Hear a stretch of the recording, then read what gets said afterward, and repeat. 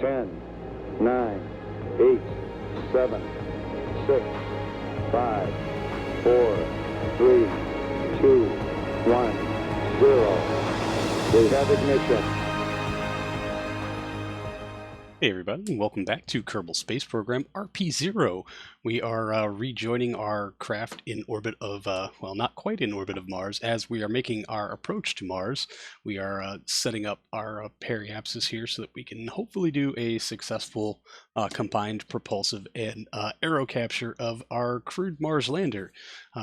Hopefully, this would be like our 5th attempt, something, 4th, to bring a crewed lander.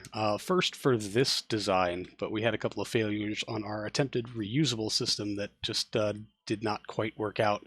So currently we are venting excess liquid hydrogen to balance out our fuel load, and then after coming back to the craft a couple of days later, we're going to get set up to burn the rest of this delta upper stage and eject it before getting our toes into the atmosphere just a little bit to hopefully provide enough aerodynamic drag to capture the lander into a highly eccentric Mars orbit that we can use to then rendezvous with Harmonia Station. So we'll just disregard that alarm as we've got our node set up and we know where we have to point and where we need to be to make all of this hopefully magic happen. We've got just under a kilometer per second left in this delta upper stage that'll account for about a minute of runtime. We're just going to go ahead and trade off the RCS tanks because we no longer need those to do any of this. And man, doesn't Mars look so much better now? I'm so incredibly thankful for that. And so as we kind of cusp the halfway point of this burn, we'll just kind of admire the view for a little bit, also praying that we don't have an engine failure. We do not have a whole lot of Delta V in our, I guess, our rendezvous stage, the lovingly dubbed the Space Beans. But with the fuel exhausted, we will eject the Delta upper stage and move ourselves out of the way so that we can perform the rest of this aero capture while Delta hopefully disposes of itself. We only have about 500 meters per second left to get rid of, but I'm going to turn you over to old me. Thunk, and if RCS to rearm, please re-angle to the maneuver node.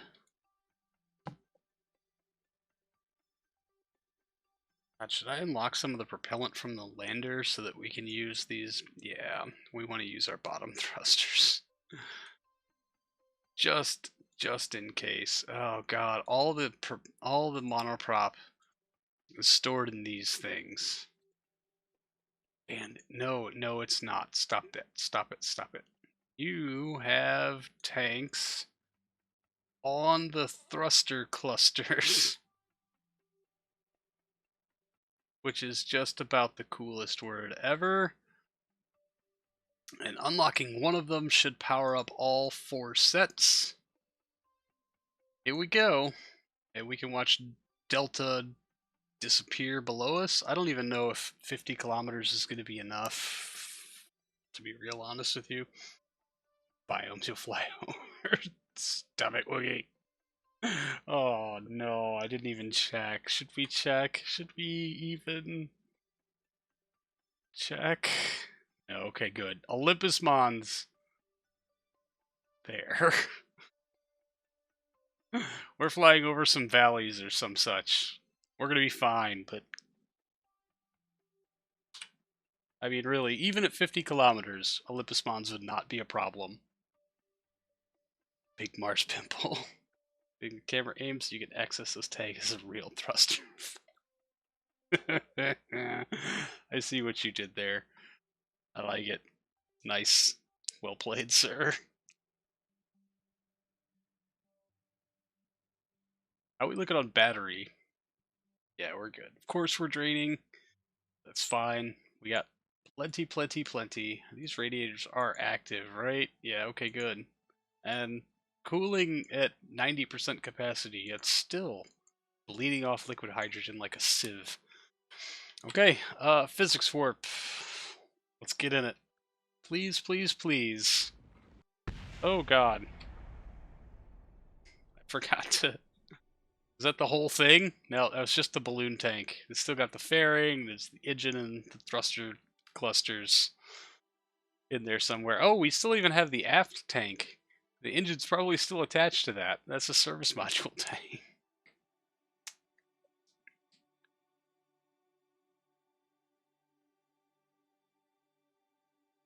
I'm hoping all of that will just kind of take care of itself, so I only have to delete, you know, nothing instead of all of it. What's that? Was figuring out masses and dimensions, because it would be possible to hold 116 tons of propellant, but only by stretching the stage by 0.8 meters. Increased tank mass by 500 kilograms, yeah. It's not trying to fast forward the live stream and double tapping the side of the screen. Sorry. I wish I could get to the interesting things much more quickly. Alright, we are still on the way down. 61 kilometers. Oh no.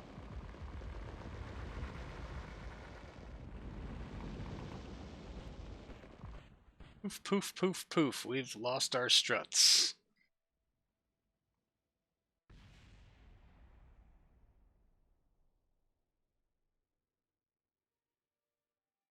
Okay. 57 kilometers actual. Things seem to have calmed down just a bit. Still moving at 5 kilometers per second across the deck. But we have bled off half of our necessary speed to capture. We can get that down to about a third by the time we hit our periapsis.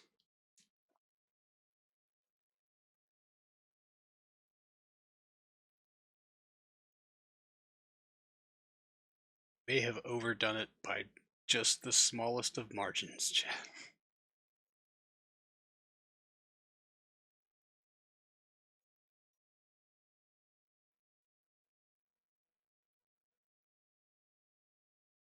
Still descending. Cresting periapsis in 20 seconds.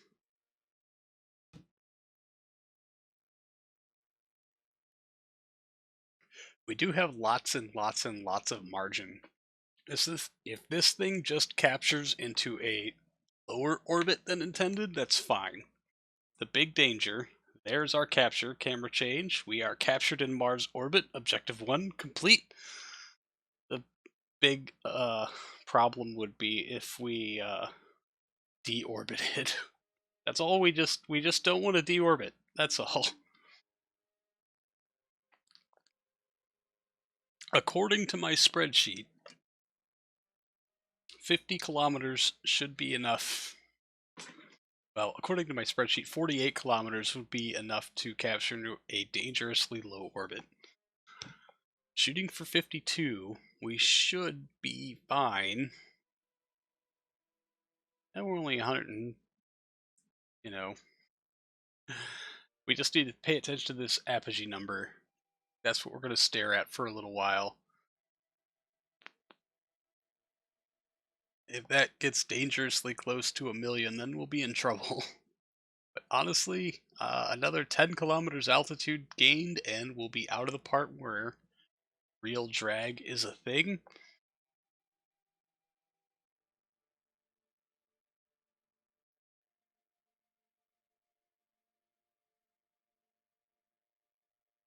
Climb, baby, climb.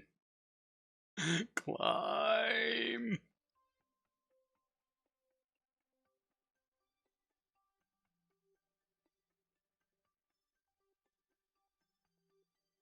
We're going to adjust our angle and see if we can adjust our pitch and generate some lift. That would not be lift. That would be anti-lift. Not lift. That would be pushing us down. We want to angle this way and get that heat shield its butt towards the surface so it can start to push us up.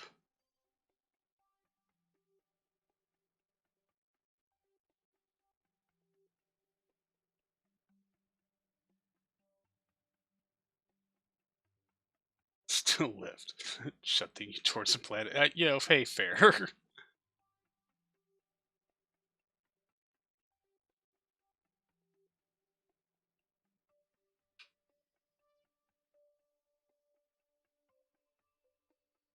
We should have come in with a lift profile. I should have just told it to hold a vector about 25 degrees above retrograde. Alright, we're up to 63. Apoapsis is still holding at around 10 million. Yeah, there's not really enough drag to even pinch us down anymore. I think we are gonna be okay. Every little thing's gonna be alright.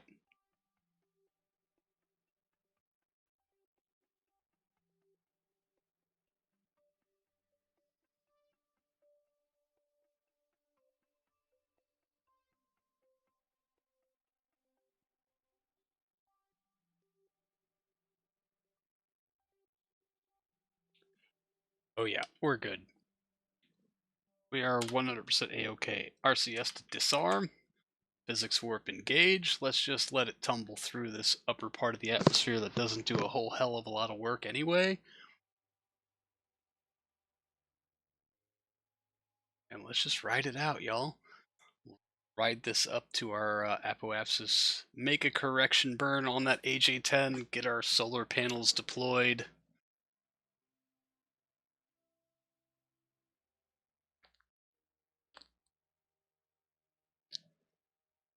Put this in a parking orbit and go do stuff at Jupiter.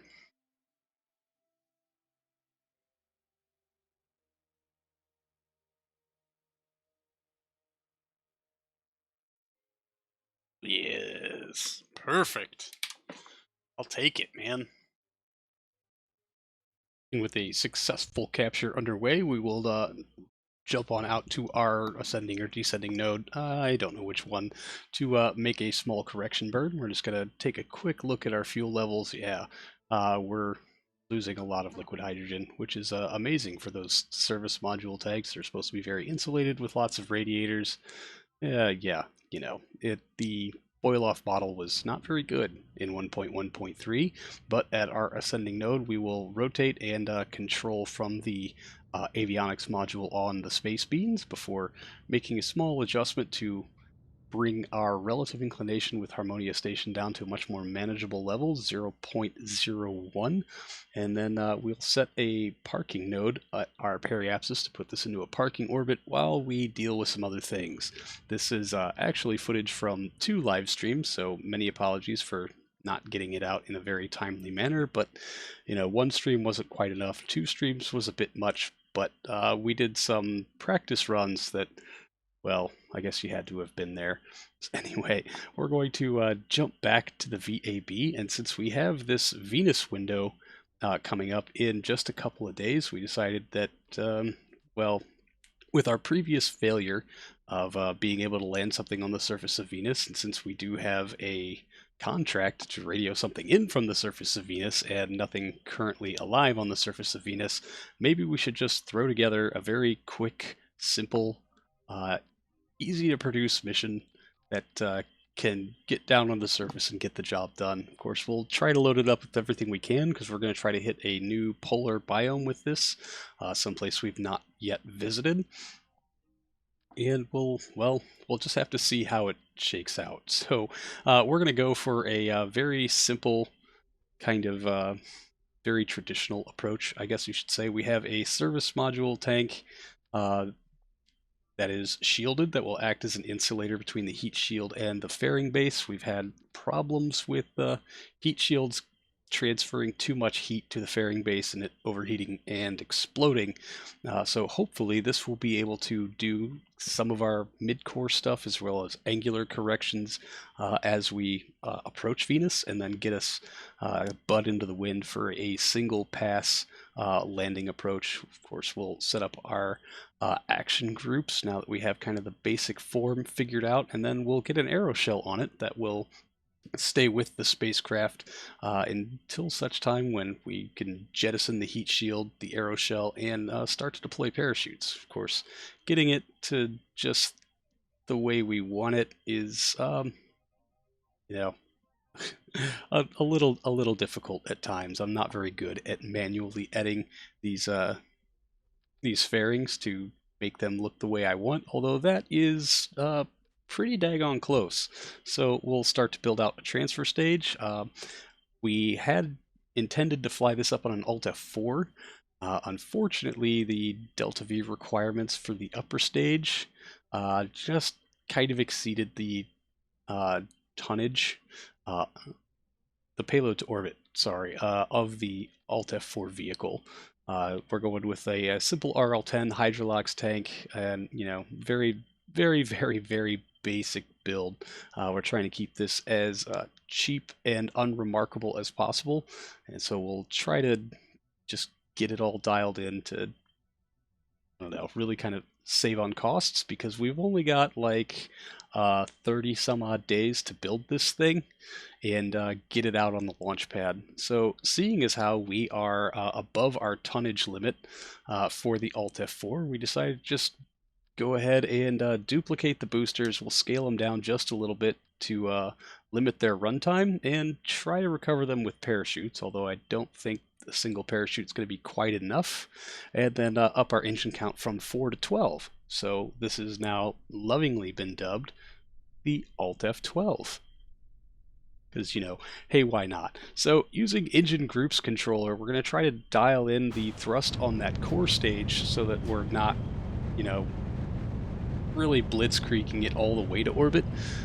We can really throttle back the core. I think for the final run, we ended up doing it at like 40 some odd percent while keeping the boosters at full throttle. This is just a test run simulation because I have literally never used engine groups controller ever once before. So big thanks to chat for talking me through it and giving me some instruction on how this system is supposed to work, and then watching me butcher that gleefully at times as we tried to get this Alt F12 somewhere close to orbit, or at least get it kind of dialed in so we know what changes we need to make in order to make this a viable vehicle. But for as cheap as this thing is to produce and as rapid as we can turn them around, it looks like it's going to be a very, very viable vehicle for us in the future, especially when some of these, 8 to 9 ton to orbit payloads are concerned. I say this is quite a bit less than that, but we're trying to take it easy this first time through. But for a very medium duty kind of lifter, this thing actually shows lots and lots of promise.